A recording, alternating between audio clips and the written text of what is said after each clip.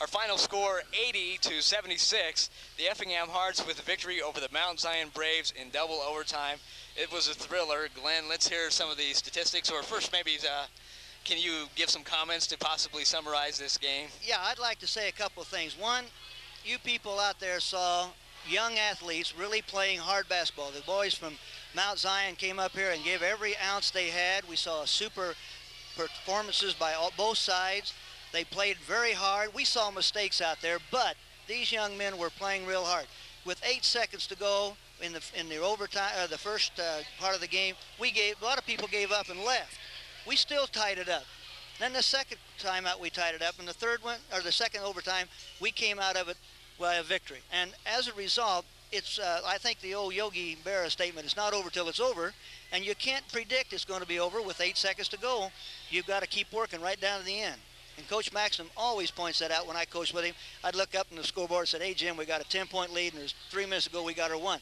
Never have it won until that buzzer rings and you've got more points than they have. And tonight was a super ball game and proved that point. And perhaps the most dramatic moment of the night was with less than a second left in the first overtime period. Ted Gardewine had the ball from about 10 feet out.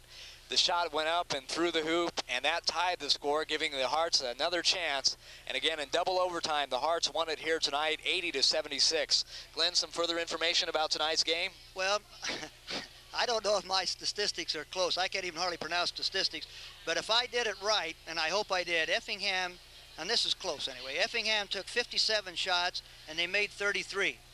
And I don't know the exact percentage on that, but I do know one thing. It was very good shooting for a high school basketball team. Mount Zion for the game, if I figured it out right, and I don't know where I figured it out right at. I have it, but I don't know where I put it.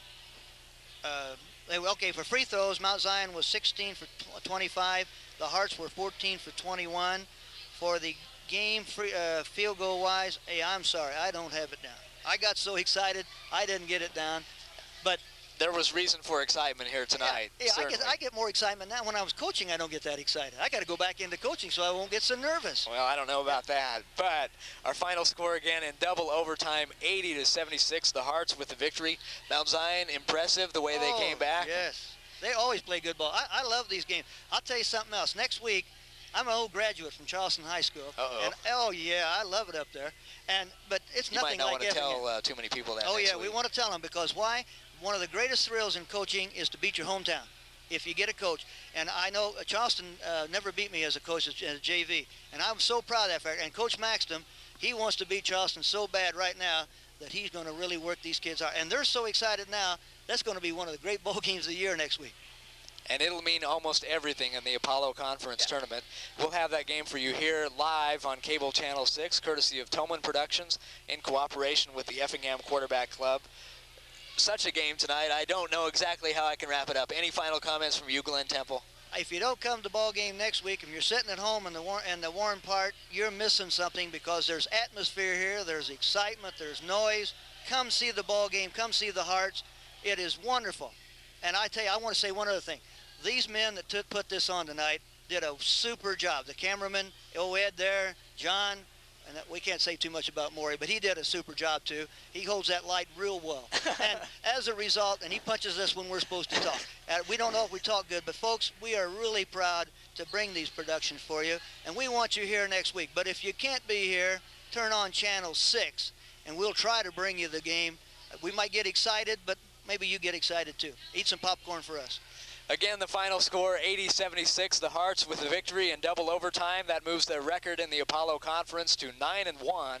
They are 16-2 overall. The loss drops Mount Zion to 3-4 and 8-9 overall. They're 3-4 in the Apollo Conference.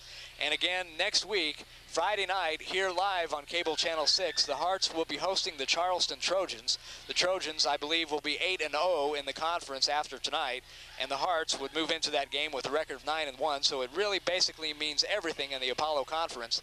So join us here on Cable Channel 6. If not, we hope the only reason is that you would be here at the EHS Gymnasium. And for Glen Temple, I'm Scott Ealy. At least I think I am after this ball game. I don't know who I am, but hey, Scotty, fine job of announcing. We got to brag on ourselves. Thank you, Glen Temple. And we certainly enjoyed bringing it to you, and have a pleasant evening. And try to relax a little bit tonight after a ball game like this. Again, our final score 80-76.